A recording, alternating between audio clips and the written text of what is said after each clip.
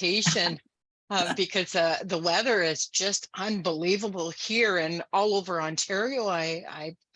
Yeah, we're going to have a challenge. That's right. That's right. So it's 9:59 in the interest of time and everybody's valuable time. Shall we get started? Yeah, I think we should. I mean, I think, and can we just let everybody know too that if everything goes down, because we know that the weather is bad everywhere, we will make sure that the webinar is completed and posted, and then we will, we'll host something else in terms of Q&A. We'll do something. That's right. That's right. We'll modify our plans. And again, this session, as everybody is aware, our weather all over, Ontario is really, really, hectic and it's stormy. It was snowy overnight. This morning it had a little bit of green sky. So our thunder clouds are coming in too at the same time. The first time I've ever experienced, a snowstorm and thunder at the same time. So having said that, bonjour, Kenwea. Good morning and greetings to all. My name is Patricia McGiskin. I'm the Special Education Support Technician with the Chiefs of Ontario, and welcome to our session. I'd like to welcome you to Decolonizing Education Series, Module 2, Wise Practice in Education and Deconstructing the special in special education through our own truths and internal reconciliation processes. First, I want to apologize. During our first session, March the 8th, I completed a comprehensive land acknowledgement. And before I proceed, I want to make correction that I acknowledge Mississaugas of the New Credit. They are currently known as Mississaugas of the Credit, but my sincere apologies. So having said that, I want to do my land acknowledgement for that I'm currently working in the city of Thunder Bay with the Anishinaabeg territory, and also home of the Ojibways of the Fort William First Nation, and a signatory to the Robinson Superior Treaty of 1850.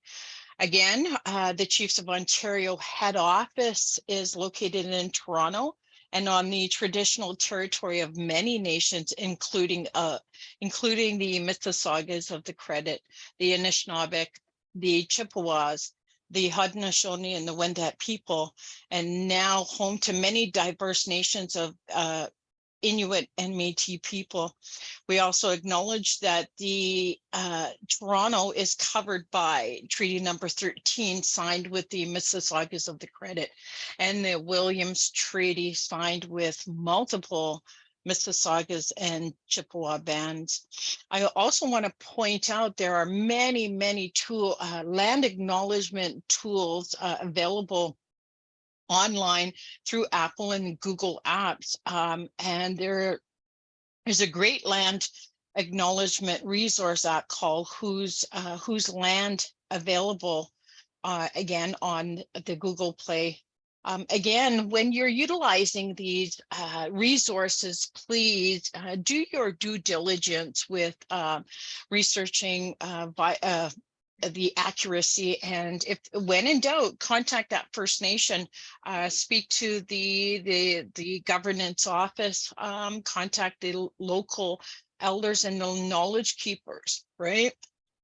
Again, our module will run 2 hours, and if there's a interruption due to weather, we'll certainly have an available recorded session, and it'll be available on our website at the COO and the education section. So again, our presentation will run for 2 hours. We'll have a Q&A. Again, our microphones will be muted in the interest of our timeline. There will be an evaluation. These are very important to our unit to really hear your perspective and where you want us to, lead in providing available other, information sessions in the future.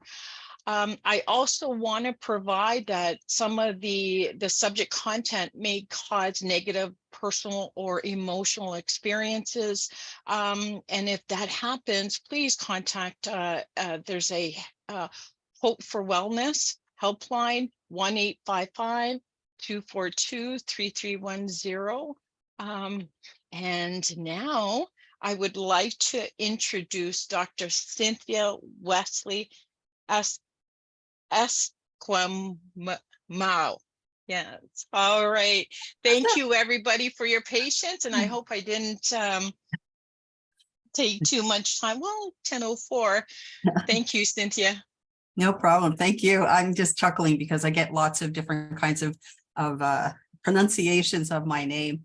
And I kind of like to just sort of say not only welcome, but also just kind of, you know, in the interest of recognition of, you know, of the creator and all of the gifts that we've been given, and we have been given many. I just want to acknowledge that and say, you know, welcome to this circle, because these are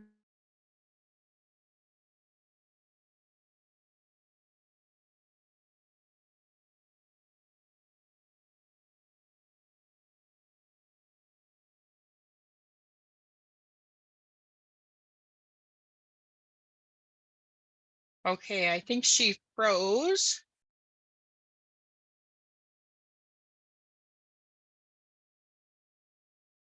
Cynthia?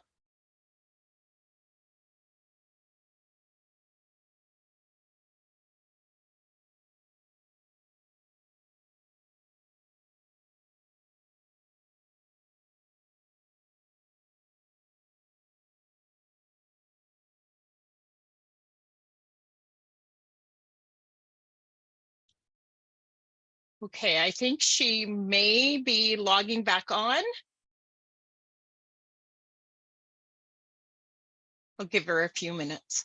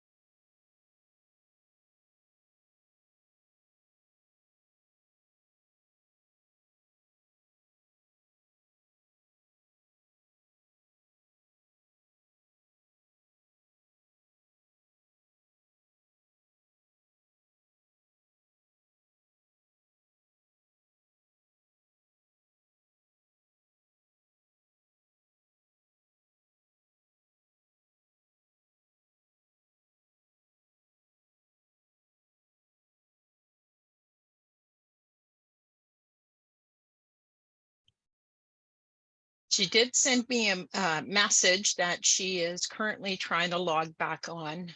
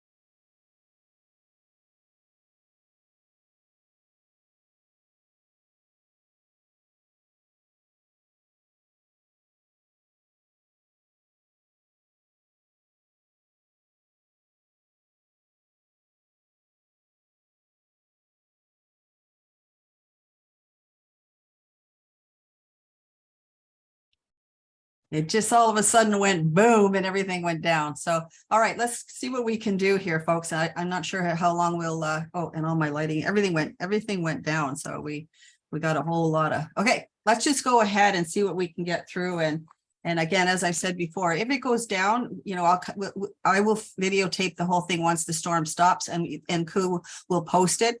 And then we'll come back in and we'll have a Q&A at another point so that it actually gets done. And I apologize for that. Okay, so I'm going to share my screen. I'm just going to start off with some slides. And as Patricia has said, yeah, I'm going to be starting with some information that is about some of the foundations of why we're kind of in the spaces where we are when it comes to not only special needs, but just some of the situations in our community. I know that a lot of people are talking about opioid addictions and other kinds of impacts that, of course, are contributing to the creation of special needs in our children. So we have to talk about that, and I want to talk about some of those foundations. So I'm just going to start off with I've got very few slides, but I want to start off in that particular direction. And as I've said, if you lose me and I can't get back in because the storms are really, really blasting away here, I will come back and do this myself and make sure that you got it. So this is, as Patricia has said, this is webinar 2. And I want to again, thank everybody for being here and for being a part of this particular conversation. It's an important one. Those of you that I haven't had occasion to meet yet, I'm Cynthia Wesley Eskimo. I'm from the Chippewas of Georgina Island First Nation, just north of Toronto. An hour and a half if it's me driving, maybe 2 for you. The grandmother of 5 girls, and I'm the mother and stepmother of 5 grown women. So I know all about girls. I'm married. I have 2 female cats, a female dog, and a husband who is the only man in the house and in the family. So it's always interesting for him. I've been the chair for Truth and Reconciliation at Lakehead University for the last 7 years. So a lot of my work engages a lot of communities across the board, and I do a lot of public education with a lot of people. So I know that there's a lot of different kinds of conversations going on everywhere, including a very recent one with the Pope having rescinded the Doctrine of Discovery on March 30th. So there's lots of conversation that's going to be generated around things like that. I have a doctorate in cultural anthropology from the University of Toronto. And I've been doing really public education and really just land-based treaty information, research, all of the kinds of things that are really important to our people for at least the last 45 years. So, but a lot of my interest and a lot of the work that I have done over the course of time has really revolved around what happened. How did we get to the places where we are today? What were the mitigating circumstances? What can we do about that? So before we get to that, I want to just talk about the webinars, because some of you are just joining us. Some of these webinars will be up for people in one at a time, and you may not actually see the whole bit behind it. So webinar 1 was the TRC calls to action on education. We opened with those and with the 10 guiding principles that actually hold up those TRC calls to action. We also talked about the 13 principles that the presidents of universities have put forward and are now being amended to accommodate the shifting education needs in colleges and universities, but universities primarily. And then one thing I want to say about that is, it's kind of thankful, because what we're trying to do is we're trying to lay the ground for our kids to actually, be ready to actually get that secondary, that post-secondary education. But the foundations of their education has to be what we do in our First Nation communities to ready them for that, so they know who they are and where they're going and what they want out of that education. Today, wise practices, deconstructing the special education. We're looking at the fact that we are reconstituting and rejuvenating our cultures right across Canada. There is a lot going on across Canada, and I'm really excited. It's like I keep saying to people, it's a great, sorry, I got a cat. It's a great time to be Indigenous. So I'm really quite excited about that. And we're looking at our cultures, we're looking at our languages, we're looking at our economies.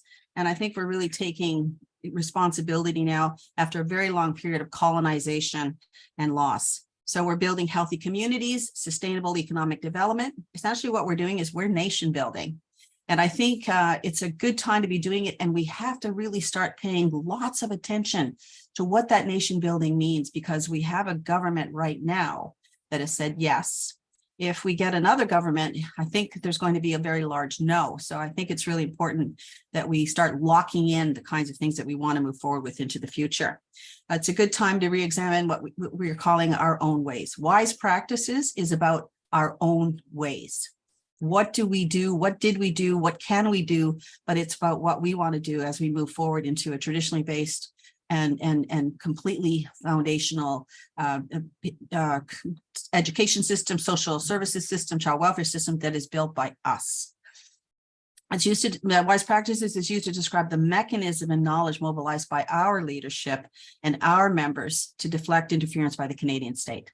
And for a long time, I think we did that exceptionally well. There have been some bumps in the road, I know, but we have some amazing chiefs and leadership today that are going to really put this stuff into action. And I'm really excited about that. So today we're going to talk about the value and use of those wise practices in learning, why it's important. And when we look back 7 generations and affirm our responsibilities from that information to look 7 generations forward, we want to start talking like that again and bringing those pieces back into the into our space. These webinars are about prompting the reconstitution of what Indigenous education was prior to kill the Indian in the child. And we spent about 150 years under that particular directive. So we've got a lot of work to do to dig ourselves out.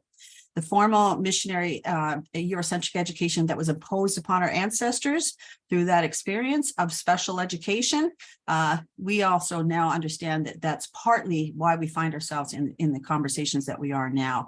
So we had to live through what Canada wanted, what Canada saw as essential for us, and not what we saw as what is necessary for our children as they move forward. So we're going to push forward something more practical, something more inclusive of our very special children and what I'm really calling our diverse learners, our exceptional children. I want you to note on April 26th, we'll be opening webinar 3, Indigenizing Education, Elders in the Land, Flex Learning, and how we're going to start to implement those kinds of pieces and lifting community morale, excellence, and pride. My grandfather, Lorenzo Big Canoe, was part of the conversations in the 1951 Indian Act revisions, the last major revisions.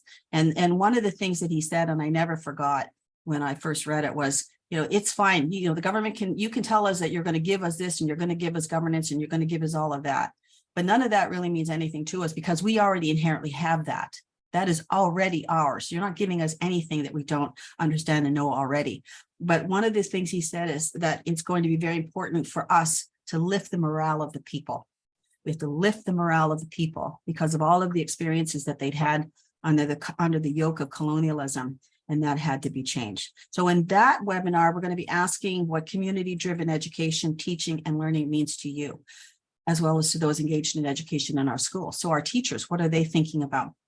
We want to discuss how to meet the need to revise approaches to special or extraordinary children or diverse learners at all levels and rename and reframe how they can perceive themselves, number one, because that's the most important thing. What is their identity to themselves?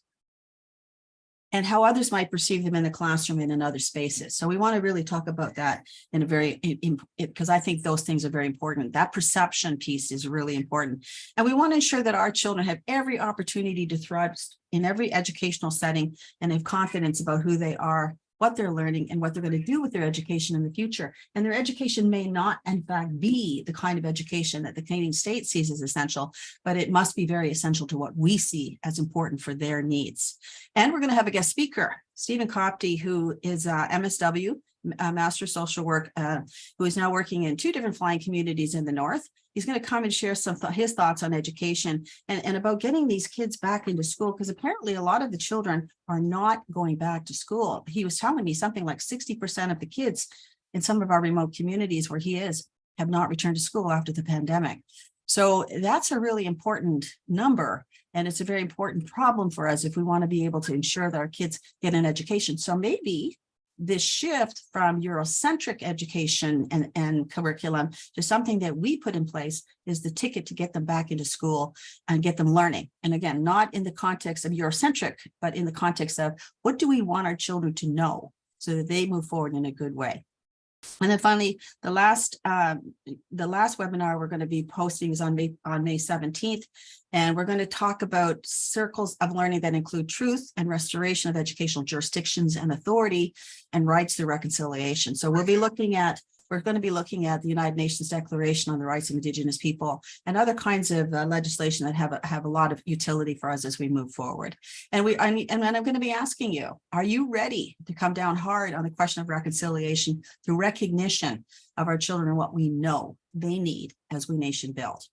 So webinar 4 will be asking everyone to participate in critically defining the purpose of education for our children from an Indigenous perspective. And I still remember probably now, 20 years ago, doing sessions like this with, it might have been KU or the Anishinaabe Nation, and asking that question. Why are you educating your children? What do you want them to be educated for? And a lot of people really were like, I don't know, like we just thought we had to. And I was like, well, if we're going to be educating our children and we want our children to move forward in the world in a good way, in our way, we have to start pulling back certain elements of that education and owning it. And so we fought hard, I think, over the last 20 years to get more language instruction in schools. The universities have certainly shifted to accommodate us. A lot of the high schools now have some mandatory learning. So we've done, I think, a pretty incredible job, but we had to ask ourselves first, what is it we want? Because they were being colonized every day in the kinds of practices that they were learning about. So Indigenous teaching approaches and knowledges are very special and very particular and peculiar to each First Nation. How can we use wise practices in learning those wise practices that ensure the health and well-being of our ancestors? How do we draw those forward to now? That what they did ensured the health and well-being of their lives and their families, and later ensured their survival and ours, actually. In addition, how do we promote the value of indigenizing education in on-reserve schools and deeply influence the learning trajectories in off-reserve schools? I still remember stepping into a school probably even longer than that ago, maybe 30 years ago, in a community, and feeling like as I enter this school, I don't even know that I'm on a reserve. There is absolutely nothing in this school that says this is a First Nation reserve in a First Nation community. And since then, and again, having those conversations with people in the school, we've now come to a conclusion. Now when I go to that school, it's like murals are everywhere. Those brown faces are happy there. There's Indigenous teachers now in the schools. And so, I think, boom, we've come a long way, but we still have some issues that we have to resolve. So we also want to look at and assess how many school boards in our territories have strong Indigenous representation. There's a lot of school boards that have been somewhat resistant to that, but we're going to keep pushing in that direction. And which schools are run solely by First Nations that are members of the Chiefs of Ontario. And we're going to speak to the need to clarify roles and responsibilities as we move forward to the full reclamation of Indigenous languages, cultures, educations, and governance systems. So I've been involved in this process for a very long time, especially governance. It's one of those things that when we started this conversation, people were like, yeah, let's do this. And then as we got further and further into it, it was like, wow, like there's a lot of stuff that has to be dealt with on top of the fact that we don't own our own governance systems. So as I've said that the last one, we've all stated that every child matters. And now we have to ask each other what matters to every child. And that's going to be the most important piece of this conversation, I think, in so many fundamental ways. So those are our webinars. If you are just joining us today, we'll probably run through them each time just so people that are joining us, from here and there, or maybe jumping around a little bit, have that background so they know what they're coming into. And I'm going to start this webinar with that background. So for those of you that have been in a place of wondering what happened, because one of the things that we learned over the course of time was that we don't ask people what's wrong with you. That's not the question. We've learned that what we ask people is what happened to you. So we have to start thinking about those kinds of questions. I just noticed there's a question about why can't we have our own school boards? And indeed, why can't we? We can. Those are the things that we're pushing forward to. I wanted to share with you, sort of in that same kind of regard, because as I was doing research on all of these different webinars and the different kinds of questions, I noted that the Maori people in New Zealand have actually been a part of the New Zealand government, because they insisted on being so, since 1876. That is the same year in Canada that the Indian Act was implemented 1876. So they have actually been a part of that government for that long. The first 5 years were very experimental. And then after 5 years, they codified it. And now the Maori people have had seats in the New Zealand government ever since. So these are really important considerations for us. It can be done. It just means, and yes, I know there are a lot of people out there pushing in these directions. It just means that we have a lot to do to get to that place. So this conversation is a conversation that I've been having across the country for a long time, and it is now finally, in my mind, becoming a conversation that is permeated a lot of different spaces. We are now talking about being trauma informed in education, trauma informed in child welfare, trauma informed in business and corporate government. And I do a lot of conversations with people who really want to have a sense of what is this about? Why are we talking about trauma informed? My master's degree and my doctorate were about the ongoing effects of unresolved grief and trauma in Indigenous populations. And I really wanted to understand. Both of my parents spent 20 years between them in residential schools. Like many people in the Indigenous community, especially in my age group, we experienced a lot of trauma because of the trauma our parents experienced in residential school and their parents and grandparents and all the way back. So we're still in a space, and I'm going to talk about that today, about resolving that. There's still a residue or a continuous process, a legacy effect that we are up against. So I want to talk about this trauma chart, and this circle of trauma this was made for us. When I was working with the United Anishinaabe Nations on governance systems, we had a lot of conversations in our communities directly with people about governance. And as we were doing that, a lot of the women approached me and said, we're talking about this stuff, but we haven't even talked about the challenges that we have in our families with addictions and with violence and all of the things that were going on. And we need to talk about that before we can talk about governance. And I still remember talking to a guy in Alberta who was a part of the conversations on governance when I was deeply involved in that after the Constitution was repatriated. And he said to me, we have been working on this for a very long time as well. But one thing we discovered was when we actually put in a cultural center it was in Siksika.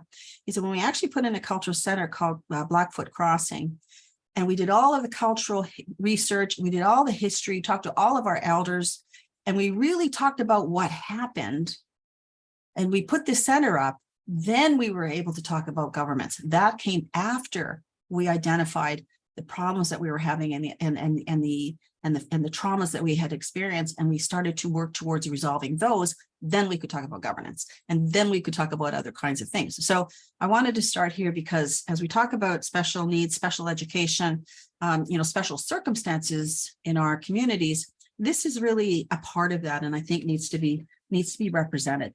So I used the medicine wheel, and again, as I said, I put this together about 25 or 30 years ago when we were working, but we use that medicine wheel because I think it works very effectively as a teaching tool. In the center is the self, that is I. You put your job there, you put your husband there, you put your house there, that goes away. You got a wonky wheel. So you really need to have, you are the center of your universe. And there's nothing selfish about that. It just means that you are going to take care of your physical self. You're going to take care of your mental self. And you're going to learn, and you're going to feel, you're going to be in a space where you're actually connected and open. And then you're going to take care of your emotional self. And that means if you have to cry, you're going to cry. Every once in a while I have a good cry because I need it, because sometimes I get overwhelmed too. And then your spiritual self. And so you look after that. And if you talk about that from a childhood perspective, we're born infants. We need that physical love and nurturing. We start to move around and we start to understand and grow and realize we are an individual. We're separated from our mom, but we love our mom. And emotionally, we make friends, and we ultimately get into partnerships and relationships. And we also, as we get older, start to contemplate the fact that we have a spiritual self as well. Anyway, that's the center. That's the balanced part. But if there's an event, when you look at the word where it says event with the star, sometimes there's an event that sends you reeling. And that event might be the death of a parent. It might be a divorce. It might be a molestation. And I'm going to say that because these are the kinds of things that can happen.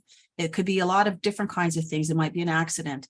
but it's the event that sends you reeling. And it sends, and generally speaking, if you're a kid, which is when a lot of these things happen, you send it into your unconscious. You send it into your unconscious and your unawareness because you still have to survive. So if there's a lot going on around you, like there was in my household, you know, where I was dealing with sexual molestation, I was dealing with domestic violence, I was dealing with addictions because of my parents coming out of residential school and not really understanding their own psychological trauma. We push it down because we have to survive, and those are the people that ensure we eat, have a place to sleep, and have care. And that sometimes is the foundation of the inner pain and the foundations of addictions that are going to happen. Now, the addictions can happen then. They can happen through sugar. They can happen through addictions to pop, and I've seen a lot of that. They can happen through addictions to gaming and other kinds of things, online screen things. So we send down what we don't know how to understand and we don't know how to process. Those things come to denial and silence, especially for things like sexual molestation or sexual assault, because we don't have the tools to deal with it, and we have to keep going. So we send it down so that we don't speak about it. Research has told us that probably most people, 90% of the people that are have sexual assault in their history, especially as children, do not talk about it till they're at least 33 years old. So we walk through our early years, our relationship years, and our childbearing years carrying a very heavy burden. That creates numbness and autopilot. We're just going through. We're not really feeling anything because it's too scary to feel. We stay in our heads as opposed to our bodies. But those things start to manifest as outer pain. So systemic disorders, arthritis, eczema, other kinds of things start happening, heart disease. And we know we have a lot of those things in our communities. And so we know we're carrying a lot of trauma. We know that it's there. Some of it's intergenerational, some of it is contemporary. And that manifests itself quite often in things like anger and ego, narrow-mindedness, rejection. We don't want to deal with it. There's a lot going on, and flashbacks are happening on a regular basis because what happened never really goes away. It can contribute to things like clinical depressions. It's still within us. It wants to come out. And I've said to people who have had these experiences, you already lived through it. Now you got to let it come forward so you can heal it. And that's what that outer circle is about. Because sometimes an event happens that sends us healing. And that event might be, again, a marriage. It might be the birth of a child. I tease my husband that it was his puppy, his dog, because the dog opened his heart. I mean, his dogs love you unconditionally, and he needed that. Not that I don't love him, but I think he loves the dog more. But the point is that it starts to illuminate. You start to understand that actually there is some good in the world, and you can feel better, and people can help you. So your external eyes open. You start to really contemplate what's happening around you, what you're bringing to it. You start to look at the detail of those experiences. You start to have appreciation for other people and the help that they can bring you or the help that they've been trying to give you. And then you do the introspection and the insight. And I was told as a young girl that the longest journey you'll ever undertake in your life is a journey within. That you have to do the introspection. You have to do the work. You have to understand, and you have to help yourself so that you can help other people, and so that you can restore that balance. Your internal spiritual eyes open, wisdom, expansion become part of your experience. And of course, that builds compassion and empathy. It starts to make sure that you start feeling a lot better about everything, and that you can actually function in a better way. And a lot of elders that we have today have gone through these very experiences. They may have started off with that unconscious awareness in an event that sent them reeling. They may have become into addictions. They may have done some drinking. Maybe there was some violence, but they had an event that sent them healing. And one example I can give you is as a guy who said he was that kind of, living under the bridge alcoholic, got up one day, started heading downtown so he could do some panhandling so that he could buy another bottle of booze. He didn't want to be conscious. He just wanted to drink. And of course, those addictions are very powerful. But he said, as I was walking downtown, every person I passed, I saw their pain. I could see it. He said, and I don't know why the creator wanted me to see this, but every single person I passed, I could see their hurt. And the further along I got, the more I started to understand how selfish I was, that I thought that I was the only one that had ever been hurt. And I realized that the pathway I was on was wrong. And he said, and I put down the bottle that day, and I sobered up, and it ultimately, he became an elder. in the community. So it's not like, oh, they're bad people and they'll always be bad people. It just means that at some point in time, they need that event that sends them healing. And we all do. We all do. So, that's the pathway. And sometimes it's our children. I often say our children were born to heal us. And sometimes that's a fact. And I know with my own children, that certainly pushed me further into therapy as when I was a lot younger, because I realized that I hadn't dealt with all of the things that I needed to deal with. And so that I could work with people and be healthy at the age I am now. So very important. So we come back to that, but please think about it and really apply what you can and give it some thought, because it's an important part of the foundations of the relationships or the lack of relationships and some of the issues that we're facing in our communities around opioid addictions and other kinds of hurts. Hurt people. And the only way we can heal that is by having some awareness around how it happened. All right. So we're going to move forward. The conversation today is about that shifting of pedagogies, shifting of learning styles, learning understandings, restoring that special in education from a traditional Indigenous perspective. And I'm going to do what I can in the time that we have. I know that it's not a lot of time, so I'm going to do what I can to sort of what we say, spark the conversation, because what I'd really like to do is spark the conversation in the places where you are. So I'm going to stop sharing here. I'll come back to some of the slides as we go. As soon as I can find my cursor. Where is it? Oh, there it is. Okay. Sometimes, when you're doing this work, it's just a little bit of a challenge to get things to work the way you want them to. All right, here we go. So important, and we'll come to some of those questions around school boards and other things as we move forward. So those are really, oh geez, here we go. I have to go and open a file. So give me a couple of seconds here so I can open a file. My computer, my internet connection is required. That's interesting. Okay, let me try this. I want to open a file here if I can. Yeah. So, all right. So I apologize. This whole business around internet has been very, very challenging. Okay, so here I go. And let's talk about a little bit about a couple other things. Now, one of the things I would have liked to have done is open this session with a video by Winona LaDuke. Now, I don't know how many of you have heard of Winona LaDuke, but she's an American Indian. And they say American Indians, but has done an incredible amount of work around restoration, around food sovereignty. And I think it's a really important part of this discussion, because when it comes to things like education, that's a perfectly legitimate pathway to walk down when we think about our children, especially our children that are not necessarily going to do great with math and sciences. But seeds are science, and of course, their capacity to grow those seeds is an important part of the understanding and experience of what is life all about. But anyway, the link, the video that I wanted you to watch is called "Seeds of Our Ancestors, Seeds of Life," and we're going to post that link so that you have. It's 20 minutes long, so that's why we didn't want to play it right now. But I want you to take the opportunity when you can to watch it, and she really helps explain, why we have to go back to go forward. And I have been saying that for many years. We have to go back to go forward. People are, what do you mean by going back to go forward? It means that we really have to go back to the past. We have to look at the prophecy. We have to look at the food sovereignty that our elders, our ancestors understood and lived with. We have to look at the power that they had, the spiritual power, the ceremonial power, about growing our own food and how that reconnects us so powerfully to the land. The seeds that she's talking about in this video, they know where they originated. And sometimes for us as people, we have to be reminded where we originated from, because we've been moved around so much. And some of us have left our homelands for a variety of reasons, whether it is about education or whether it's about work or whether it's about other kinds of things. Anyway, the important thing that I pulled out of that is her father told her, I don't need to hear about your philosophy. I don't need to hear about your intelligence. I understand that you have those, and both are very good.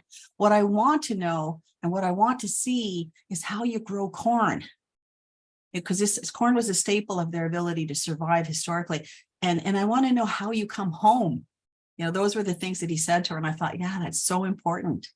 And it was interesting, because what happened was when they were moved out of their territories during the Indian removal period, they took some of their seeds, their corn seeds, with them. You know, when they were pushed west to Oklahoma and other states, they took some of their seeds with them to grow them there.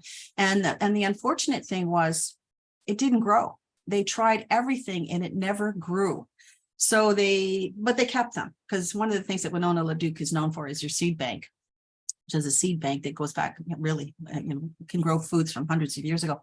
Anyway, they got a call one day from somebody in their original home territories and said, we'd like to form a partnership with you, and we'd like to see if we can actually grow our food that was once here. And you know what? She took those seeds back to that original territory and they grew like crazy. They knew where they were from. They knew the soil that was their homeland. They knew. And if those seeds know, then we should be able to know as well. Because we've got a lot of issues that I'm going to try to talk about today around all of those questions that I think are really important. There's an African proverb that says, a child who does not feel embraced by the village will burn it down to feel its warmth. And I think we're all too familiar with the current state of addictions, with dropping out, with suicides, and a disconnection to what was once important and necessary to living life and contributing to what we call the perpetuation of the family, the community, and the nation. And I remember, that health director's plea at a WHO health conference I was at not too long ago, when he said that 80% of his community was addicted to opioids, and he really needed a strategy. He really needed to know what to do. Subsequent to that conversation, I've taken the time to talk to several people about those strategies. And you know what? A lot of people have said they really don't think there is a strategy. There are strategies that may work in various places, but there is no real strategy to actually address that particular problem. So there's a lot that we have to do as we move forward, I think. But I honestly believe that we can provide every child in our communities with the support, the parenting, and the community care and educations that will give them what they want and need, as we take the time to do what the WHO conference asked us to do, to reconnect, to restore, and to refocus where our time and attention is going. We've become very divided in our spaces, and I think we need to start to think about that. I say things like, if we're not working together, we're not working well. We've learned to assess the damages. We've learned to write our pain. We've learned to challenge our colonial keepers, and we've learned to reclaim our lives and our hopes forward. We're stepping up to multiple tables across the country. We're declaring our intention to take sole responsibility for reconstituting our nations, reframing our health and education needs, reclaiming our spiritual practices, and rematriating our children back into the circle of our nations. These are our children who have become and have remained the primary pawns in the colonial game of removal, relocation, and the cultural genocide of the first peoples of this land. Let's call it what it is. I mean, even the Pope had occasion, maybe flying away, mind you, to say genocide. And we still have a lot of young people who've aged out of foster care, and far too many have gone into the justice system rather than return to their communities. So I want to talk a little bit about that as we move forward. Our young people have asked for rematriation, not repatriation, to the homes and communities because of the eternal and unrelenting paternal policies and practices generated by government and Western society. Policy took them away from their mothers and the care and connection they needed to stay healthy emotionally, mentally, spiritually, and really even physically. I believe that the full influence of their own cultural worldviews and knowledge of their creation stories, which we have access to and we can pull forward, they wouldn't have been driven into loss and addiction. They won't be driven into loss and addiction.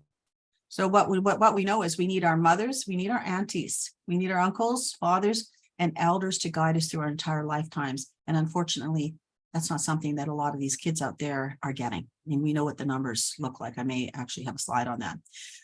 So what does the re-emphasis on matriation say to us? It's been said over the course of time that nothing is over until the women's hearts are on the ground. That's a Cheyenne proverb. As Indigenous peoples, we've observed the women of our nation standing firm in the face of alienation and hurt to bring us home to our true selves. Women rock. There have been many triumphs and tragedies for our people, and all of them have mattered. All of them have had lessons embedded in them if we listen. Lessons were iterated and reiterated as stories that we don't tell anymore, that we need to also reconstitute. Myths which are very important. And I have a lot of work around that. Prophecy, which I'm reintroducing as often as I possibly can. And trickster figures who taught us sometimes how foolish we were, but also how much we have, how many gifts we have. And sometimes, of course, it was just for pure entertainment. Living was a way to get close together, to learn patience, to sit quietly and respectfully in the presence of elders, mothers, aunties, uncles, or fathers. And we still need all of that today. And unfortunately, I'm pushing hard in a lot of places, because I know there was once a lot of time to embrace every child, to ensure they receive what they needed to develop inner knowledge, empathy, compassion. We knew who each child was in our communities, and we raised them accordingly. We gave them a reason to live, to love, and grow old with wisdom that would nurture the next generations as they move forward in their lives. I still remember being in the North and having that conversation with people about how children in the community were known. And there were everybody has a certain kind of a character, a certain kind of personality. And they watched those children as they were growing, and they knew who were the peacekeepers and who were the ones that are always getting into trouble, who were the ones that were really good speakers, who were the quiet ones, who were the ones that spoke the language so fluently. And they raised them with those gifts because they knew that those gifts were important. And those kids were actually put into positions as they aged and got older that were benefit to the community. So those peacekeepers were trained in throughout their life, because of their natures, to be the ones that were sent when there was a situation in a family to talk to the family. And one of the elders was telling me they would come. She said, they saved my marriage. So we were bickering and fighting a lot. And they came to our tent, because they didn't live in houses in those days. And she said, they didn't say, stop it, you guys are misbehaving. They said, how's it going? And then they reminded us of our responsibilities as a woman, as a man, as a wife, as a husband, as a parent. And they reminded us, they just talked about all of those responsibilities and disciplines that we had for who we were and what our jobs were. And then they gave us gifts, and then they left. And they didn't come back for another couple weeks or a month. And then they came back and they asked the same questions, and they reminded of the same things. And it saved our marriage, and we stayed together. So we had those people, we have those people in our communities, but those children in our communities, as long as we can start to bring them back into our communities and keep them there. So all of our spiritual practices are tied directly to the reconstitution and reclamation of our health and well-being, and the proper nurturing of our children. We cannot have one without the other. Our children will not be safe, nor be assured physical and mental well-being or experience cultural safety without the full reclamation and reconstitution of Indigenous spiritual understanding and practice. And so we have to be guided by spirit, not by wealth, not by individuation, not by policy and practice, but by a larger understanding of who we truly are, traumas and all, and reclaim our ability to walk confidently in that knowledge. We have to know who we are before we can teach our children who they are and the possibilities and potentials that they have. We know that we have that knowledge right at home. We have our own wise practices. I talked to a lot of elders over the course of my lifetime, talking about the things that we, who we are, what we have, and the land-based and spiritual knowledges that are right there, right in front of us. They often say, we have to relearn how to live on the land. Our prophecies have come from those teachings. Our dreams and visions taught us about power and the gifts of our songs, the value of the drum, the diversity of our ceremonies, the ability to talk and hear the wisdom of animals and birds, and to hear their voices and to know their names. And maybe they knew ours. So those knowledges, we call them wise practices because they come from the wisdom of our ancestors. We don't talk like that anymore, but I wonder if we possibly can. They thrived on those lands despite the challenges they faced because they weren't alone. They had all of those things ready at hand, including the animals. My stepfather shared a story with me of how the crow was his guide, his life guide. Crows came and sat on his Tikanagan when he was born. And he told me many stories about getting lost in the bush, and the crows would come and lead him out. They helped him get out. And I can tell you lots of stories from those that he shared with me. I know that they suffered too. I know they suffered too. It was a very, inhospitable environment sometimes, but they knew what life was for, and they didn't give up. They didn't drink themselves to death. They didn't eat themselves to death or forget how to care for their children. They worked hard to ensure that they would survive. And I always say, we're the living hope of our ancestors. We know our people love their children. We know they do not want them to go into care. Yet more than half the children in care are ours today. More than half the children in custody care are ours. So we've got work to do, and we have to look back past the generations that went to residential schools, all the way back to past contact. We have to really start thinking. It is in our blood, is in our unconsciousness, those original instructions, those teachings. And we have to understand the legacy of those effects as well, and the implications for our community. So I want to put up another slide, and I want you to think, these are the things I want you to think about as we move forward. I really want you to start to understand, where I'm coming from with all of these kinds of conversations. So this is the ACEs study. Now, I was thinking about it over the course of time, like, should we still be using this? I mean, it's a fairly old study, but you know what? It still has a lot of utility. It is still very present in the work that we are doing and the work that we have to do. And I don't know why, it's 2023 and we're still struggling so hard on this, but I do know that the depth of the intergenerational effects is profound. This I know from the experiences that I see. I also know that we can pull ourselves up out of this, because I've met a number of incredible people across the board who have learned how to move forward, who have done an incredible job parenting, but we still have a lot going on. And Steve will speak to you a little bit about that next week. But this is ACEs, and I really encourage all of you to take a look at this and see what you think. And I'll tell you why. It's an old study. It started out of people with clinical obesity, and a doctor who said, I don't understand why people are getting ahead of things and then quitting. And so he asked a couple of questions. One of the questions he asked was a mistake. He was supposed to ask, how old were you when you had your first sexual experience? And he said, how much did you weigh instead? And the person said, 45 pounds. And he said, well, that's impossible. And she said, well, no, it was with my father, and I was 8 years old. And he was like, what? So at the time that this happened, the idea of sexual abuse was poo-pooed. Like, a lot of people, oh, that doesn't happen. It's not a problem. But we now know from lots of research and lots of conversations and lots of looking at the residential school experience that our people went through, that it was a very big problem.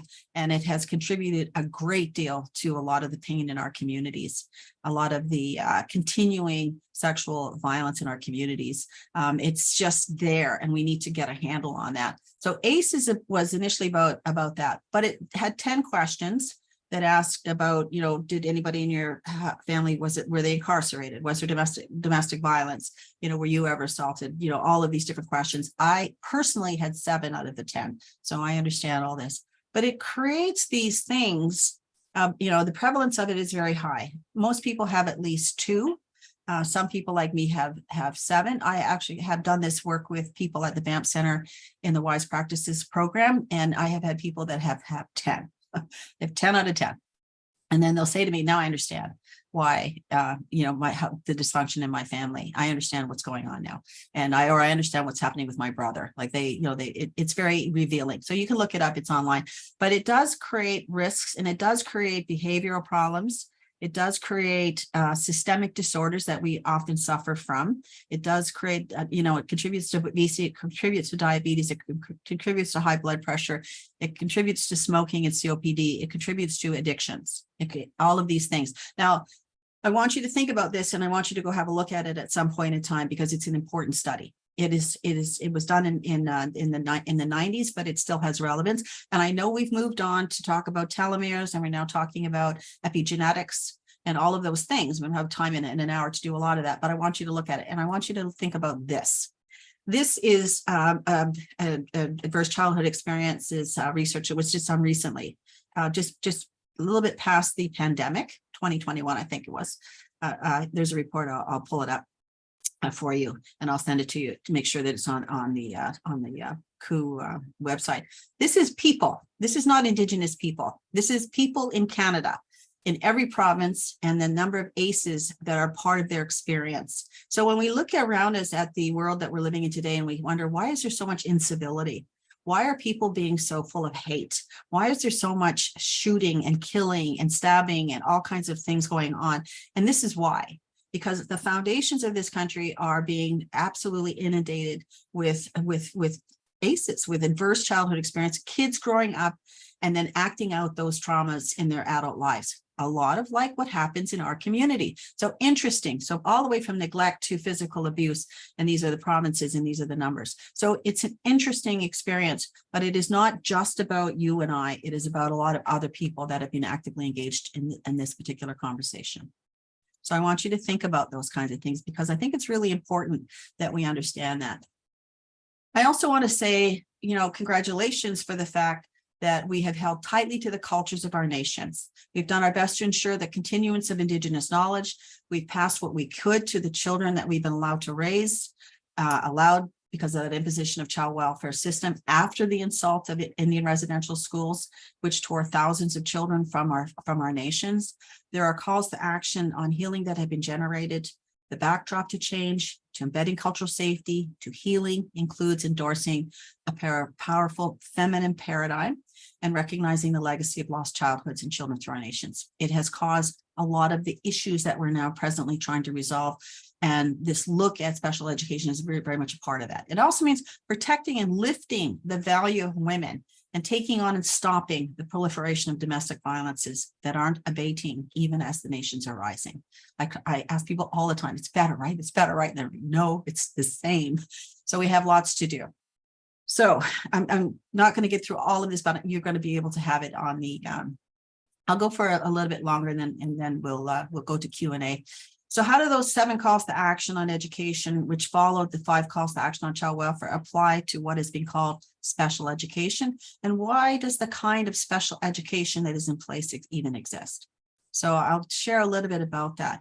It wasn't until 1980 that the Ontario Education Amendment Act, also known as Bill 82, required Ontario school boards to provide special education programs and services for all students with what were deemed special education needs. It did not, however, specifically include Indigenous thinking and ideas because we were not yet at those tables in very large numbers, but we are now. And now we have to make our voices heard. And your regional chief, Glenn Hare, said very clearly and unequivocally, it's time to be loud, very loud. So I've summarized some of the work that's been done over the course of time on this question, and those websites will be in the text that's probably going to be posted along with this webinar. So the term special education has long referred to individualized programs, individualized curriculum, and individualized instruction designed to address the needs of students with disabilities or perceived challenges. And that perceived challenges piece is really important because perception in this particular context is everything. The intent of special education was to enable individuals with diverse needs to reach the fullest potential. But this was never about the village raising the child. This was, this is what I'm asking and saying that we need to have come back into our hands. The exact nature of special education has evolved over time, but origins can be traced all the way back to 1954, before I was born. American court ruling of Brown versus the Board of Education in Topeka. It was ruled that segregation of children actually violated equal education opportunity. So they didn't want that. While this decision was based on the injustices of racial segregation, it established a broad understanding that all people deserve equal access to adequate public education. And Canada has followed a similar pathway, enshrining the needs of children with disabilities and learning challenges in legislation to protect their interests. However, there's also darkness in the early years of the story of inclusive education in Canada. During the 1800s, young persons with special needs, again, not determined by any input from our people, were simply excluded from the education system and deemed burdens. Far too often they were confined to institutions where they were left in isolation. And although arguments were made about this being for their own good, the most prominent rationale was that exclusion and institutionalization would prevent persons with special needs from tainting the general population. So that was a terrible time. For us, those were the days when our children were still kept at home. The early 1800s residential schools didn't really start in earnest about 1860. We relied on land-based medicines and family to raise and educate children before the residential school period. And it's not that we didn't have any special needs children. I'm sure we did. There are organic concerns that can occur, but we didn't have the numbers that we have today, I don't think, although, you know, the whole question of alcohol was certainly in the population by then, because that happened very shortly after contact. So there's lots of conversation around that we could have. That exclusion and institutionalization continued throughout the 19th century, but the tide gradually shifted to changing views about equity. And by 1920, special education classes were being incorporated into the general system, but primarily in urban centers. So during that time, our kids were being sent to residential school, obviously.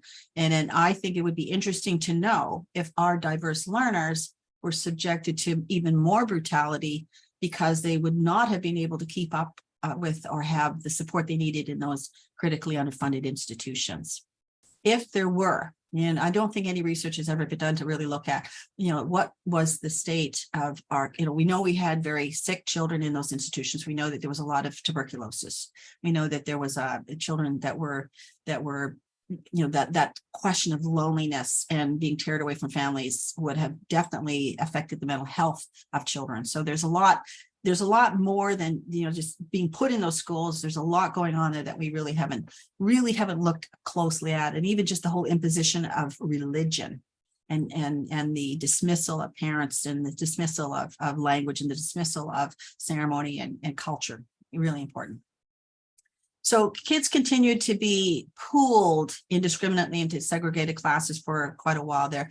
No consideration was given to individual differences. If you were perceived as special needs, you were shifted away from the general population.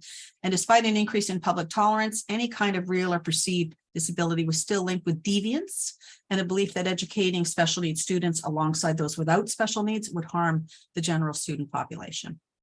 I think we've actually changed that. There was a lot of advocacy put in place to actually change that. And in the 1970s and 80s, families begin to draw on academic scholarly research to try to back up their claims that their kids needed to have the same opportunities as anybody else. There was a doctor that would be worth looking at, Dr. Lloyd Dunn, and I think I've got his papers that are also there. He called into question the efficacy of segregating intellectually disabled students and called out lots of studies and systems that looked at the fact that all of those things of separating children out were unfounded. And personally, I remember being in a community in the North, and we had a special needs, special education class. And I said to those students, if you would like to stay in my class here with everybody else, you need to behave and you need to try to do the work. If you don't, I have to send you down the hall to that classroom, but I'll give you it's your choice. I gave them a choice. And I'll tell you, you know, they stayed in the class. And if they started to, you know, goof around or do anything, I would just look at them and I'd look down the hall and they'd be like, okay. And they stayed. So they understood very clearly that they had a choice, and they chose the choice that kept them with everybody else. They didn't want to go to a special education class. They wanted to be with everybody else. So I think that that's really important. Inclusive education is normative in Canada today. It's codified in numerous acts and conventions. Article 24 of the United Nations Convention on the Rights of Persons with Disabilities, ratified by Canada in 2010, states it is a right for disabled students to receive support they require within the general education system and to be educated on an equal basis to other students within their communities. Now, that's not us again. A lot of these conversations revolve around other students external to us, but we get the residue of those decisions in our First Nation communities. I have been in situations where I was up in the North again, and I had a student that would come in and he would really struggle. And I could see he was very unhappy. He struggled with math. He struggled with reading. But I got to tell you about this kid. He spoke the language fluently. He was probably about 11 years old, 11 or 12, somewhere in there.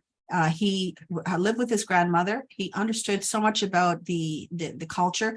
He actually kept traps, like you call it traps, and he actually came to me in class and said, if I promise you I will come back, will you let me go and check my traps in the afternoon? And I said, yeah, absolutely. And he went out and he did that and he came back. And you know what I said to the chief and council in that community? I said, you know what, this kid, he struggles so much in the academic system, but he's brilliant on the land.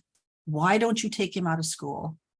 Let the elders teach him everything they know, all of the stories, all of the language, everything.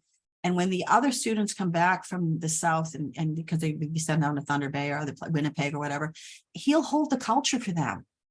And they were like, well, it's against the law. And I'm like, nobody's looking. Like, you're up in, a remote community, flying community. Honestly, this child would do better being taught everything by the elders than by being held into this classroom where he is clearly not comfortable. So that whole question of, how do we what can we do about these processes, right? So education processes evolved into the use of lots of terms and lots of languages, and this thing called individualized education programs, or IEP, which refers to a written statement for each child that is developed, reviewed, and revised in according to government dictates. But I'm asking you to think about, if it's about government dictates, what about our dictates? What about when we look at a student's IEP team, that we actually amend it to accommodate the needs that we feel our students would have, and that it provides that flexibility, that flex learning, gives them something else. I understand this kind of a thing, the whole idea of the student is appropriate being engaged in the conversation depending on their age, the teacher, the school system rep, transition services if required. Certainly assessments are important, and I know how difficult they are to get. And a person, if that can interpret the evaluation results, others with knowledge or special expertise about the child would actually represent, I think, so in so many ways, our seniors, our elders, the people in our communities that could speak to this. But we need to think things, and we need to be able to design them according to the needs that we have, and we know our kids have, because I think that's the place where we really want to go. And we can provide special education that is truly special based on who we've always been, who we are re-becoming as we unburden ourselves from colonialism and external interferences. Education has to reflect what we want for our children. But to do this, we have to know what we want education to draw out. We need to know what we want to inspire in our children. And we need to know what we need to deliver. And requires all of the adults, parents, grandparents, teachers, elders. Well, we all have to agree, where do we put our emphasis? Why did we put it there? And how will we sustain that approach in the face of multiple challenges from external agency? Because there is indeed a lot of people out there that really feel like they have the right to say to us, what happens. There's that, Section 68 of the Education Act, which authorizes the Minister of Education to establish by order school authorities, not the school boards that we want to do, but they can do that external to us on Crown or tax exempt land, which would be us. Section 27, principal may exempt attendance from school from short periods. So we need a general social and cultural shift that accommodates what we see as necessary and essential. And what about research? We're going to look at rights, access, and full support as we move forward in this conversation, because these are really important, I think, pieces of the larger puzzle, right? So we need to be aware of those authorizations. But let me share something with you. I'm going to speak for a couple more minutes because we started a little bit late because of the storm, which is still raging out there, by the way. This is an illustration of the temperament and psychology of Indian leadership during the 1770s. These are Six Nation chiefs who protested in 1774 about the effects of European culture on their young people. And this is like so now, right? It says to an offer of formal education in American colleges, the chiefs responded, "You who are wise must know that different nations have different conceptions of things. Our ideas of this kind of education happen not to be the same with yours. We've had some experience of it. Several of our young people were formerly brought up at the colleges of the northern provinces. They were instructed in all of your sciences. But when they came back to us, they were bad runners, ignorant of every means of living in the woods, unable to bear either cold or heat, knew neither how to build a cabin, take a deer, or kill an enemy, spoke our languages imperfectly, and were therefore neither fit for hunters, warriors, nor counselors. They were totally good for nothing. We are, however, not the less obliged by your kind offer, though we decline accepting it. And to show our grateful sense of it, if the gentlemen of Virginia will send us a dozen of their sons, we will take great care of their education, instruct them in all we know, and make men of them. I just thought that was like, yes, this is what we're talking about. We can create the kinds of special education for our extraordinary students that actually lift them and in their self-esteem and in their knowledge bases, and make them parts of our community that are going to have great utility. Education was not done at a desk or in a room. It was lived experience through a series of experiences that took each child from cradle to grave through a series of challenges, physically, mentally, emotionally, and spiritually, every single day, week after week, year after year. And I would also wager that the entire village was responsible for the education of a child, and all children in the extended family, community, and nation. So I just want to share a little bit, where have we won some room? Well, we can look at that section 27. Section 27 says a principal may exempt students from attendance for short periods. If satisfied, a student's absence was justified, the principal of the school may exempt the student from attending school for a period of no more than 5 school days. Now, 5 school days isn't a very long time, but I know when I was in the North, it was asserted that our children have a right to go out on the land during critical hunting periods, whether it's goose hunting or moose hunting. And the system there has endorsed the rights of people in particular places in the North for particular circumstances. So I think we should talk about, can we extend this? Can it be everywhere that we have children? Because I think if we do not extend it, if we do not consider it, we have more of this. Our kids are losing so much of their soul to a society that doesn't care for them. The technology that they're wrapped up in, the fear that they're wrapped up in, the disconnection that they're wrapped up in is taking us to this. And this was done by the Yellowhead Institute at the Metropolitan University. This is showing us that we are far behind when it comes to actually keeping those kids close and keeping those kids educated in the ways that we want to see them educated. We have a long way to go if this many of our kids are incarcerated, and 54.2% of our kids are now in foster care. What are we doing wrong, and what can we do right? Like, what can we do differently to, extend our thinking to define what it'll take to restore the kind of teaching and education that honors all of the exceptional children we're advocating for? Who will be responsible to ensure the changes we want to make come to fruition and that they're sustainable? We can continue to look to the government of Canada as the primary culprit when it comes to how we got here and where we presently are, or I think we can look to ourselves as catalysts to drive the kind of change only we can generate. The preference is to take, from my perspective, I am the catalyst approach. I am the one, because we've been in place of loss for far too long. We need to re-own our responsibilities for this. Recognition of historic wrongdoing is slowly begin to deliver dividends. We saw that March 30th when the Pope rescinded rescinded the doctrine of discovery, and Canada endorsed the United Nations Declaration on the Rights of Indigenous Peoples, but it hasn't been proactive enough and down to the ground close enough to hold the interests and aspirations of our young people. We know about it, but what did they know about it? So there's many reasons why we have to start working with them. Labeling has done some damage. Misinterpretation of needs has done damage. Stereotyping around learning styles has done some damage, and forced Eurocentric knowledge of colonialism. And so what we've been offered is not often spoken to who we are and what we are and who we want our children to be and how we want them to live into the future. So there's a lot more I could say. There's those sticky stereotypes. There's still damage from those centuries of exclusion and segregation and association of special needs with deviance and total capability. Sorry. Persons with special needs are still rated as less capable than they are, and this carries over to educators' perceptions as well. Teachers continue to believe special needs students are needier than is the case. Without training or community support, these teachers underestimate their own capacity to effectively educate these children. System doesn't contemplate the need for flexibility and out of the classroom learning. There's perceived lack of competency associated with any student who does not meet a preconceived standard. So we need to set those standards, not only here, but in child welfare. And it's true of many of our students, but we know they don't have to be labeled special needs to be treated differently in an academic system. They sometimes just have to be Indigenous.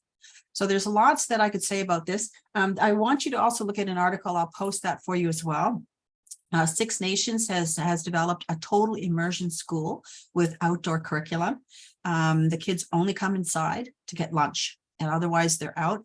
So they've taken that special right to the places where I think we all want it to go. They've actually done an incredible job of ensuring that their students have an opportunity to actually get out there and do what they need to do. Funding, I understand, is always considered a problem, but you know what? If we all work together, I think we can do something about this. And if we have the right kinds of approaches and proposals to put together by our own people, we can advocate very strongly for resources to do what Six Nations has done. And what I think the Cree Regional Authority can also do.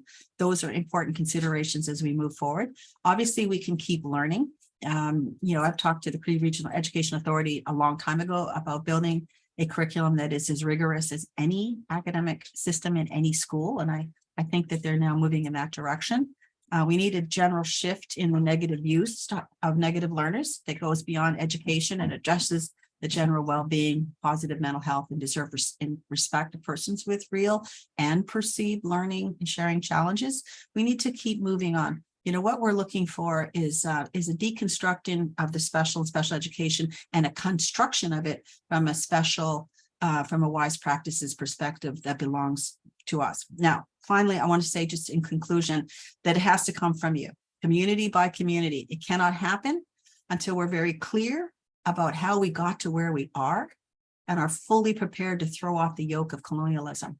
It means turning inward and truly listening to each other, setting aside differences and long-term grievances, and building inner strength in that inner circle. The wisdom of those who've lived long lives and are willing to share their knowledge and help frame the learning journey for every child, bring them into the circle. We need inclusive education where every child has every possibility to thrive and form their own beautiful characters and lead their own beautiful lives. We need to take it back, build it up, and we need to do it together, because that's the only way I think we're going to get to where we actually want to go. What am I looking for? I think what we're looking for here is this question of total transformation. That's where we're going. We want to ensure that we actually work hard. I mean, we are in transition, but, I say to people, there's tradition, there's transition, and there's transformation. And we have an opportunity here to do the transformation and not just let it happen. So 50 years from now, we don't have anything, or maybe we don't know what we have, but maybe we can contribute to actually having a really good, positive sense to where we're going. And I've included some important readings for you to review, and we'll post some of the things that may not be there. There's the Winona LaDuke on prophecy and the future food sovereignty. There's a lot of really interesting books here. Most of these books, not all of them, were written by Indigenous peoples. Certainly Bruce Perry, who's done a lot of work on trauma in childhood and what happens to people when they're raised like that and how it comes out in their adult lives. So lots to think about. I'm going to leave it there. I'm going to hand it back over to Patricia. Patricia's going to, we've got some questions I see. So let's have a conversation and see what we can come up with. So thanks so much, Patricia, and everybody else that's here. I appreciate your time and attention. Wow. Thank you, Cynthia. That was a wonderful presentation, and it really got you, thinking. Certainly, from the technician perspective, and I know there's a lot more thinking out there. We've got elders, we've got school administration, we have teachers. So let's get some valuable dialogue going. I certainly really enjoyed the session on the reclaiming, reconstituting, rematriation.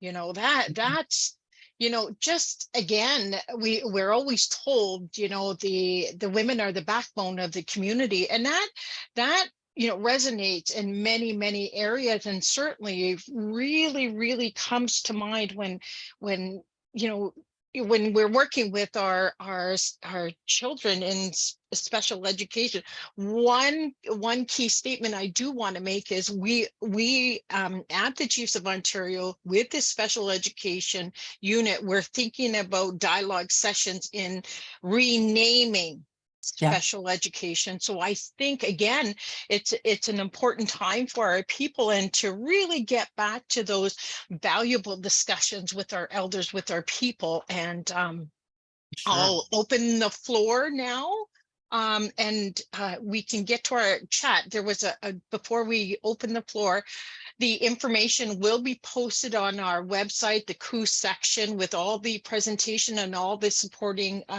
resources. Again, with this session and the previous session and moving forward, all of our 4 sessions will be available.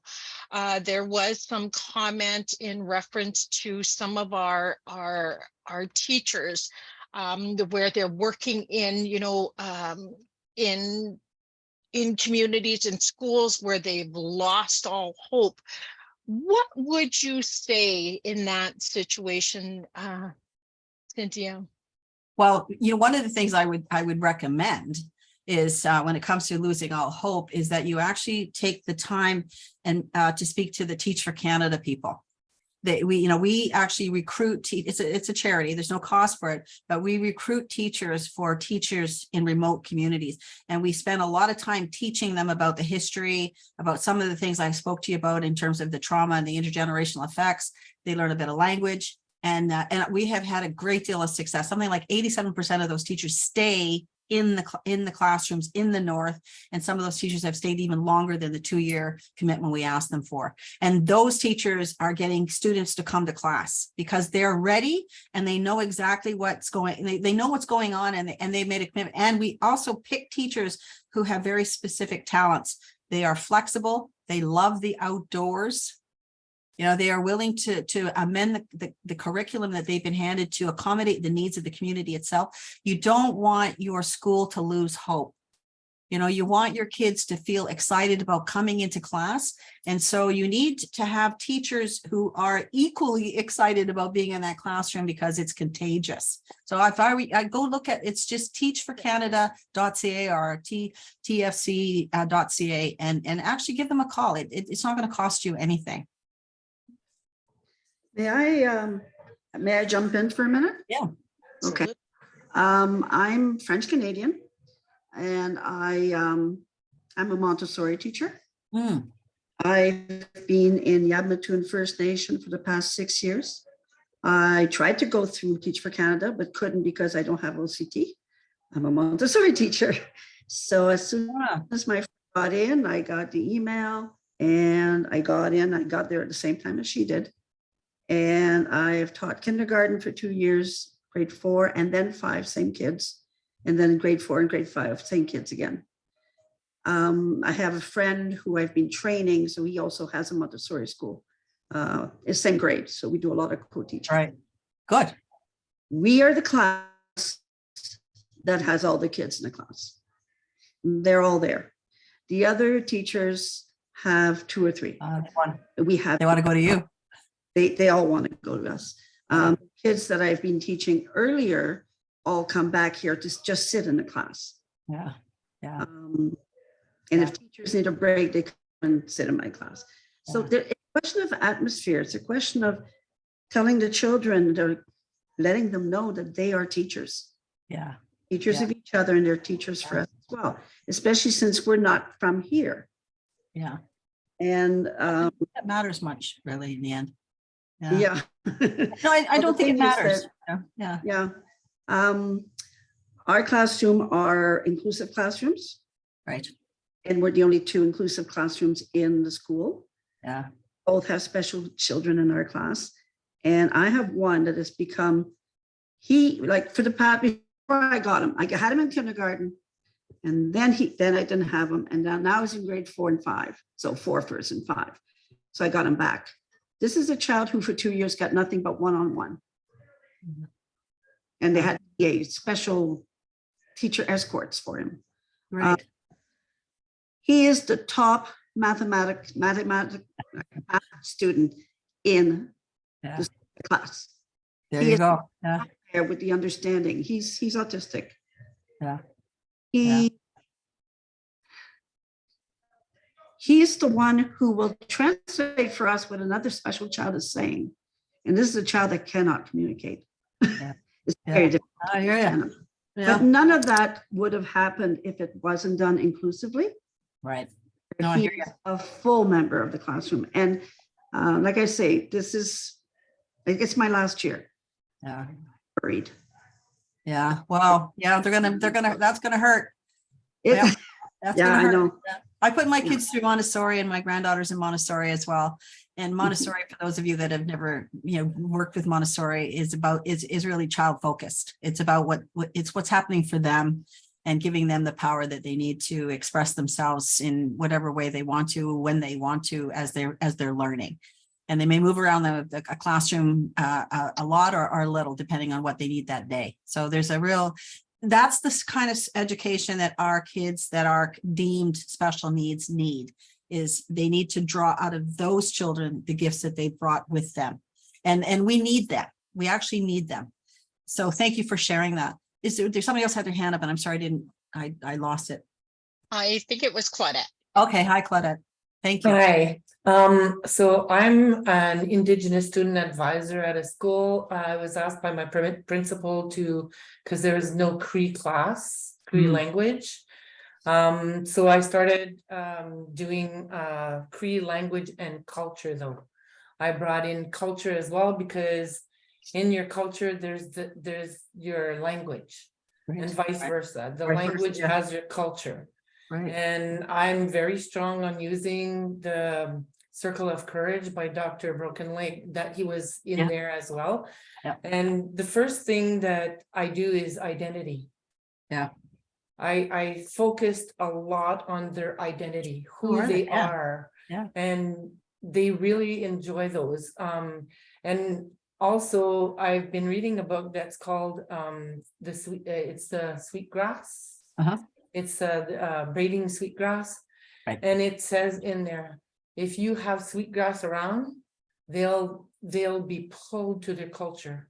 It'll give them that sense. So I started using that and using about them. And I sat down with them, had a circle, and I said, what do you want to learn? What do you want to learn? So I put it on my blackboard. It was all land-based. So we're doing a lot of land-based, we're doing some cooking. And I have some students that were not attending their first class, started coming, and the others started coming. Yeah. And, Meeting their needs. Yeah. yeah, and that's the, I think that's the key. Yeah. The key is to get them to really look at themselves, introspection, like you said.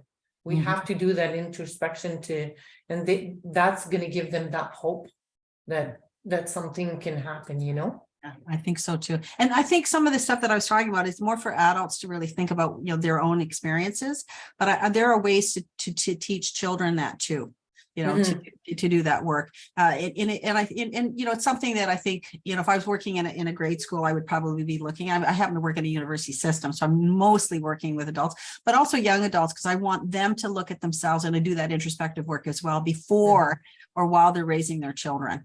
It's a tough thing that we're kind of caught in, but I believe that we know, as we start to move forward more quickly, we're going to be able to do that work and find our way out. The next generations of children are being raised way more effectively than the ones that, like, my age category, everybody had just come out of residential school, so it wasn't the best. But as we move forward now, my granddaughter will have a different kind of a life than I should have mentioned I'm in secondary school.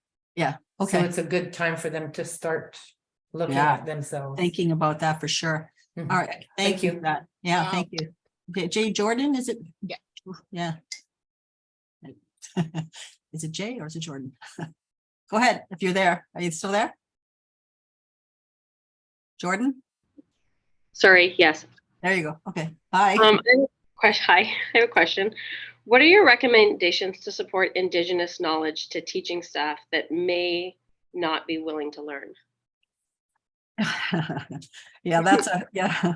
You know, I don't know. I think I might have said it in the last webinar we did, but I had a conversation with former Prime Minister Paul Martin, and he said to me, you know, Cynthia, you know, appreciate everything you do. 40% of the population of Canada knows that there needs to be change, is on side. 30%, they don't give a damn. They don't want to hear about it. They don't care. And 30% are sitting on the fence. You know, he said, you know, forget the 30% in the middle that will not change or don't really want to know. Work with the 40 and the 30 and build critical mass. You're going to push those changes forward, whether they like it or not. But I hear you. One of the ways is actually to do some of the kinds of is really to ask them what they'd like to know rather than tell them what you think they should know, and just have just have conversations over lunch or have lunch and learns. Start really small and be putting. It's almost like kind of making it their idea as opposed to your idea about what they need to learn, because they embrace it a lot more. And I think gift exchange does amazing things. You know, as Claudette said, you know, bringing in and offering somebody a piece of sweetgrass, bringing in, you know, something that's, you know, we're not talking about big TVs, but just offering gift exchange and just inviting them into a conversation with you. It's hard. I work with nurses. I work with, you know, doctors. I work with all kinds of different people who are like, I don't have time for this, you know, and, you know, and we you know, encourage them to make the space, but small things work best. And trying to make, you know, find out what is it that they want to know, and talking about things that are, that don't make them go reactive. You know, like, you know, and it does take some skill, I know, to get yourself to that place. But there is no excuse today for not knowing something about Indigenous peoples in a good way. There's really no excuse, because there's so much going on. But remember that 30% in the middle, and you may be up against something that, you know, don't waste your time. Work with people that you are willing to listen, willing to change, and start building critical mass in your school. That's what I would say. Yeah. Thank you. Go ahead, Paul.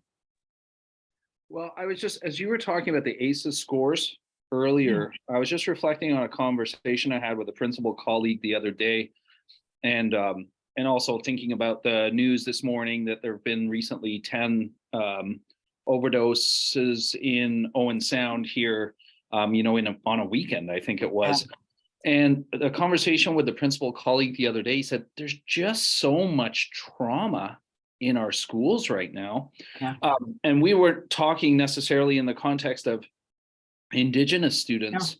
I know. Just generally. So I think like some of the things that you're talking about here that are done with the intent to kind of address the harm and the hurt that's been visited on Indigenous communities, I think if we can build that trauma-informed approach into our schools generally, yes, it is definitely it's going to benefit all kids, because there is so much.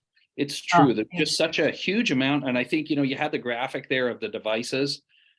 I think social media is, I really think, undermining the sense of identity of all kids.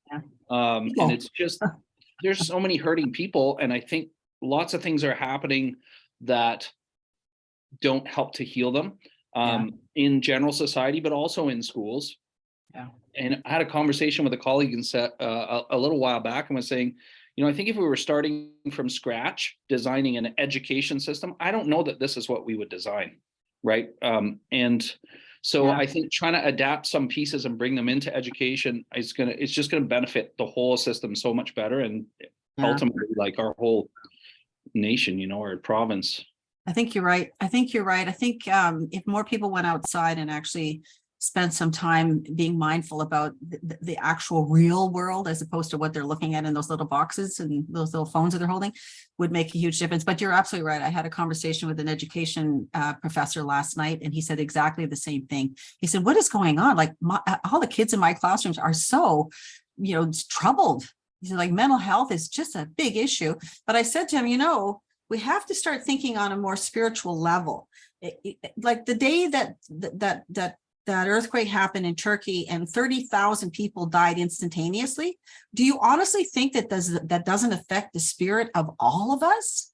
We're all drawn into that. This war in Ukraine, the extreme weather events that are occurring, the number of people that have died from those extreme weather events across the United States and other countries, we're all, it's a resonance that is in the air. And these kids may not be able to identify that as that's what it is, but it's partly that too. And they're trying to dive into these little boxes to protect themselves.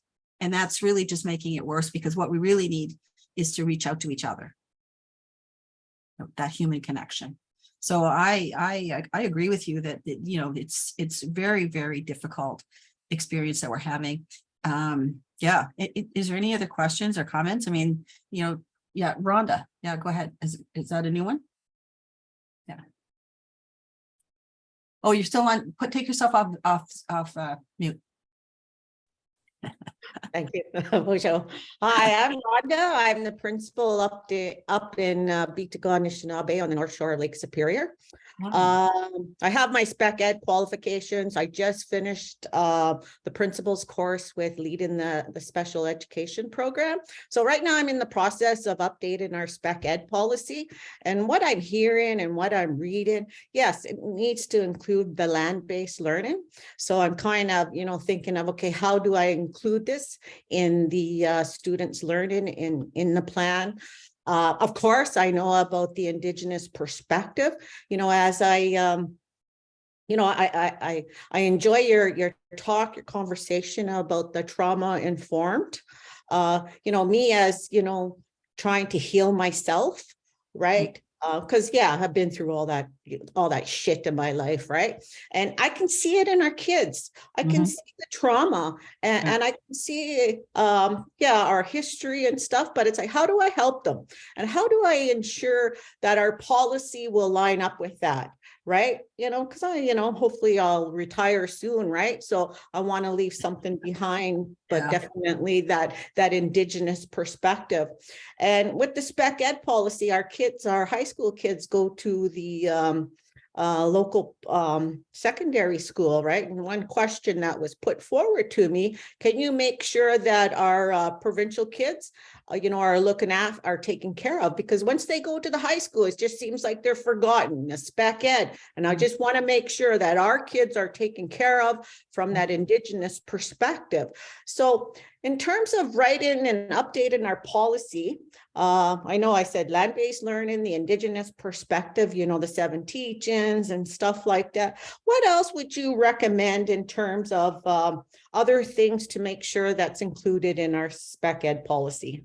I think you have to try to bring in, you need to work with your adults somehow to get them to be a part of this conversation, because once you start healing a family, it doesn't matter where it starts. It could start with a grandmother, it could start with a mother, it could start with a, you know, somebody. It has a way of taking in the whole family. You need to have them engaged in this conversation. You can't do it alone. Yeah. You know, and where do these traumas come from? They get handed down through family and family behaviors. So we have to address that. So, you know, maybe even offering a program on having some conversations about that. Like those charts that I drew up. I drew that up with communities that I work in, and you know, I've worked in over the course of my lifetime, because they needed to have an image that we could talk about. Right. They needed to, you know, we needed to step through each one of those places and have a conversation about the kinds of things that can happen and how it gets handed on. And there's a lot of other information that I could share with you if that was the nature, you know, that kind of a conversation. If we were actually just talking about the trauma impacts and how they get handed on, maybe we can do something like that at, you know, at another time, so that, you know, you guys have that and you can go back to it and look at it. But you can't do it alone. I think we have to draw community into this. We have to somehow bring home to them that the mothers and the elders and the people that have that knowledge are critical to stopping the continuation of trauma in our communities.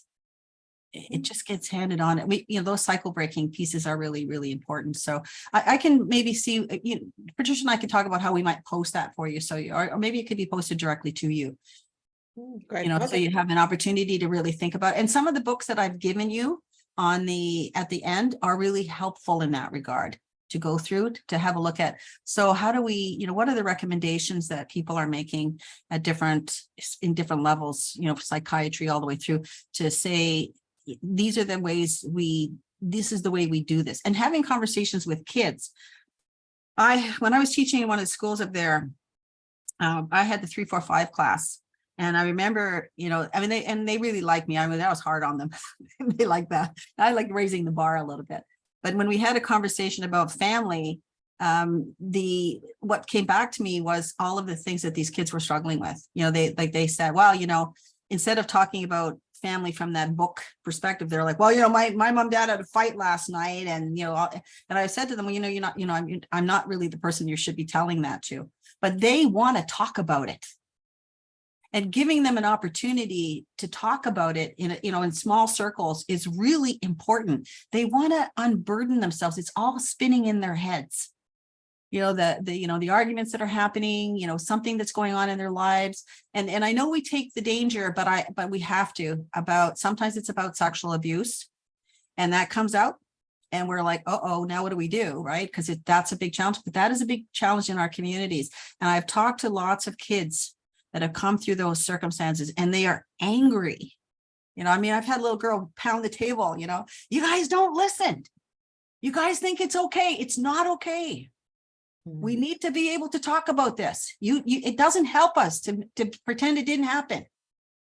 And I'm carrying that, that gets carried into their relationships. It gets carried into the violence that happens there.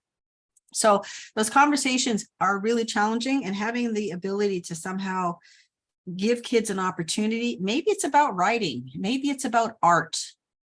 Maybe it's about, but it has to be contained, because you don't want the parents, that's why it has to be the village raising the child, because it's not your responsibility to take on those kinds of responsibilities without, everybody being actively engaged in it. So talking to the parent, it's big, but how are we going to solve this if we don't start somewhere? Right? We have to start somewhere, or it's just going to continue generation after generation after generation, because it's hidden. And I tell people all the time, one time we lived in tents and we lived in lodges, and it was very transparent.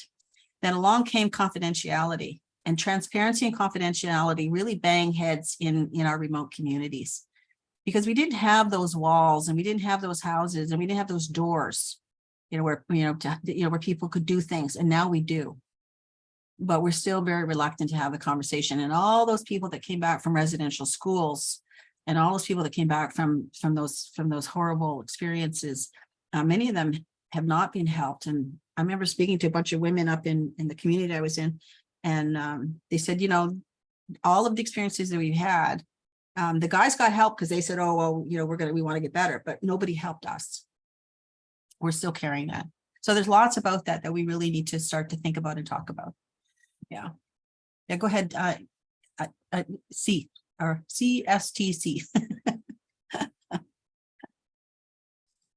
Catherine St. Cyr. Catherine. Recommend 2 books by Jennifer Cates. Okay. Is it K or C? Katz. Katz. Okay. Oh, Jennifer. Okay. And she has written a book called Ensouling Our Schools. Okay. And another one, Teaching to Diversity. Okay. And they're all about inclusive classroom, but it is indigenized. So it is, it's coming from the holistic view of indigenous people. Yeah. I'm taking a course with her right now to become a facilitator. Okay. But it's all about the inclusive classroom, the 3-block model. Right. Kind of stuff. So I think that does special education. Yeah. And First Nations schools, I think they should read those 2 books. They're just amazing. Okay. Thanks, Claudette. So she's put some different resources in the chat. These are really tough conversations, and I don't want to make them tougher than they are, but they are tough. And I, as I get older and older, and I still talk to people about it, and kids come to me, and I understand that it's still happening, and the drugs are, when I got, health director standing up saying 80% of their people are addicted to opioids. It's a tough conversation. We have it within us as a people to do this. We have it, we can do it. The less interference we have from external sources, the better it is. And the more we draw on our own strengths, I think the more stronger we'll be. So I think, it's a tough one. I really want to be able to be for these conversations to happen. And of course, there's lots of people out there that are really working hard to facilitate these conversations. You know, as Catherine's saying, you know, training to be a facilitator in these conversations to try to get to those core issues. And our young people really need to have a conversation. I think I had one kid say to me one time, you know, I can do this. I just need to know somebody's got my back. You know, and so, you know, giving him a phone number, giving him a, you know, so he can chat or text whenever he feels like, you know, I'm done and I need some help. So just different kinds of tools and ways to move this forward. Next week, on the 17th, we're going to talk a little bit more about, I'm going to try to bring in some more of those kinds of tools and thoughts and conversations. Okay, anything else, anybody? I mean, I see here, you know, returning to the clan system. The clan system is very important. Not everybody across the board has clans systems. We do, but not everybody does across the board. So it's an interesting exercise. I had introduced that into the university system at U of T because everybody was fighting over who was going to be president. And so, well, let's put the clan system in, then you're all equal. And we know if the food didn't show up, we know why, who's responsible. But okay, I'll hand it back to you, Pat. I don't know if you want to just. All right, very wonderful engagement process. And this is what we need to do. We need to have those discussions. Again, it is now 11:46. I want to, you know, acknowledge, you know, all the valuable contribution from our audience. Again, Cynthia, amazing presentation on wise practices in education and deconstructing the special in special education, again, through our own truth and internal reconciliation processes, right? And we also understand that special education involves inclusion. That includes as a base the learner, their family, extended family, the school family, the nations, our villages, their families, and it's important to incorporate the language, culture, customs, traditions for successful outcomes. How are you going to be successful if you don't have that foundation? And, you know, for me personally, you know, coming from the education from the reserve, it was really tough. And then transitioning to, you know, higher education, if I didn't have that basis, I often always, you know, give thanks for that. And yes, success, you know, is measured, you know, in different ways, right? Yeah. So thank you for the valuable information. Again, the presentation will be available on our COO Education website and including all the resources. Again, I thank everybody for their valuable time. It's such an amazing opportunity when you get everybody together. This is why we do these things. I want to also identify our evaluation process and our next session on April 26th, Indigenizing Education, Elders and the Land, Flex Learning, and Lifting Community Morale, Excellence, and Pride. Again, thank you, everybody. Stay safe out there, and Chimigwech, everyone. All right, thank you. All right, you guys take care. Enjoy. Thank you. Bye. Bye.